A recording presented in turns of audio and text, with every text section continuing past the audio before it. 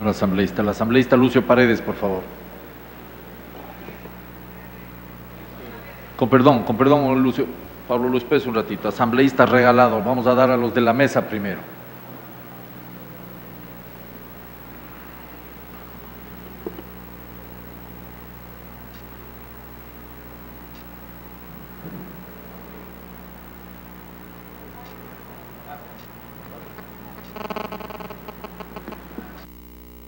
Estaba aquí, ¿quieres este?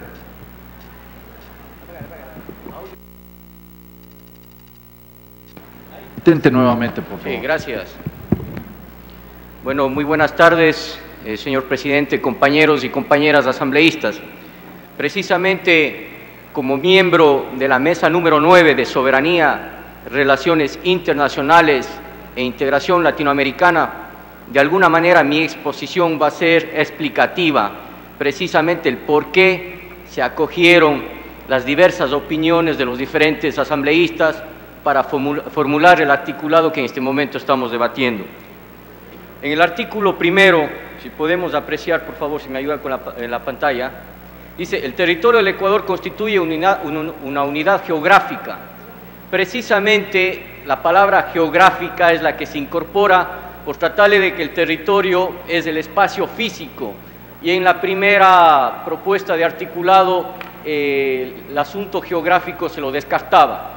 De alguna manera también se lo sigue manteniendo lo que serían las dimensiones naturales, sociales y culturales, que es propia de lo que es la nación, que es parte del territorio como elemento del territorio.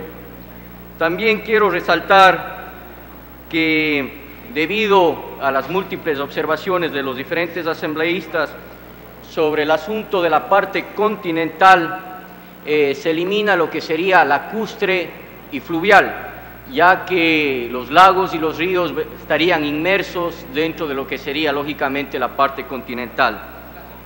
También hago referencia a lo que sería marítimo, ¿no? El espacio marítimo, que es una porción de mar diferente a lo que es el mar territorial.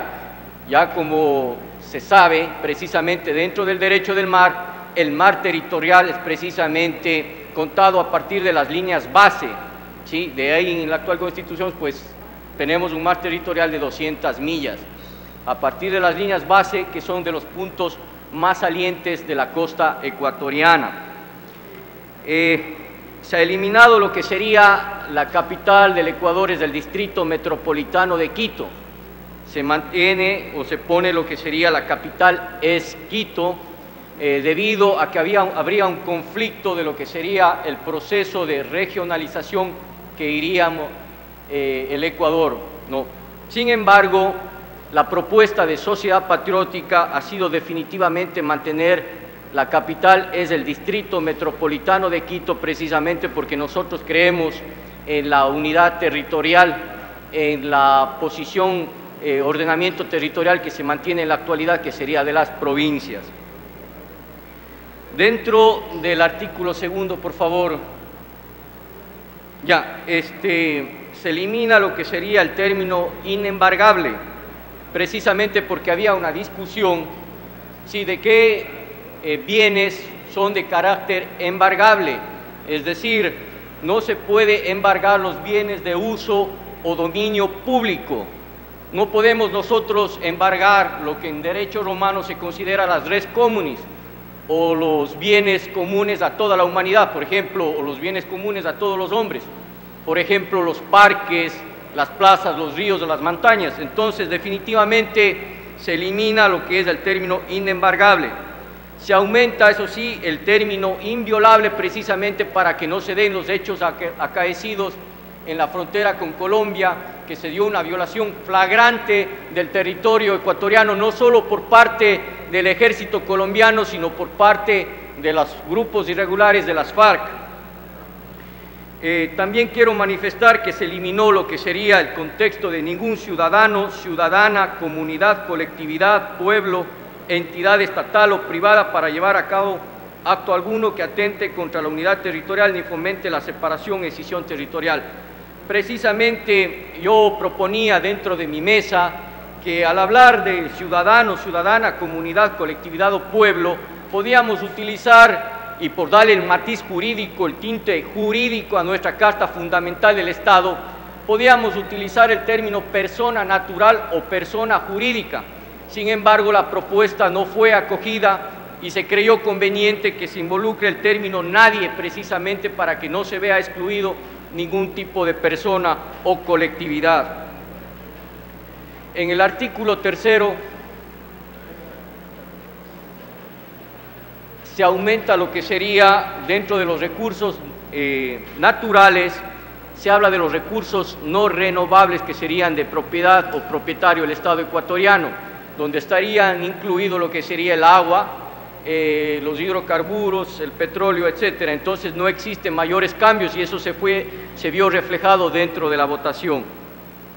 En el artículo 4º también no existe mayor cambio definitivamente. Se habla sobre los derechos de la órbita geoestacionaria y la Antártica, precisamente que el Ecuador ejerce derechos sobre estos segmentos, no soberanía, y en eso estuvimos de acuerdo todos los asambleístas de la mesa, incluidos al grupo que yo represento, Sociedad Patriótica. Eso sí, quiero manifestar el artículo 5º, que es el artículo que generó más polémica dentro de la mesa, donde no hubo consenso alguno, más bien hubo bastantes disensos, y es precisamente porque este artículo fue con una posición totalmente sesgada ante los norteamericanos. Eso no puede ser, no puede ponerse un candado constitucional, y es debido a las contradicciones precisamente que se ha venido manifestando el gobierno ecuatoriano, de que somos incapaces de cubrir los más de 700 kilómetros de frontera hacia el norte del país. Por lo tanto, piden ayuda a fuerzas multinacionales, y con este artículo estaríamos, compañeros y compañeras asambleístas, estaríamos poniendo un candado constitucional. Por lo tanto, estoy en total desacuerdo, y sobre todo porque es una posición sesgada ante los norteamericanos, haciendo de alguna manera, apreciaciones de carácter xenofóbico ante los norteamericanos, y nosotros no podemos manifestarnos en ese sentido, señor presidente. Lo único que queremos es vivir en paz, eso sí, pero estas bases se tienen que analizar, porque hasta donde tenemos entendido es una base de lucha contra el narcotráfico y no es una base armada. Señor presidente y compañeros asambleístas, yo me he pronunciado para que sea el pueblo ecuatoriano quien resuelva en estos asuntos tan delicados, y ¿por qué no el pueblo mantense? No podemos ponerles un candado constitucional, señor presidente, por lo cual solicito que esta asamblea, el plenario de la Asamblea Nacional Constituyente, se fije exclusivamente en este artículo, señor presidente. Muchas gracias. Tiene la palabra la asambleísta Quesada.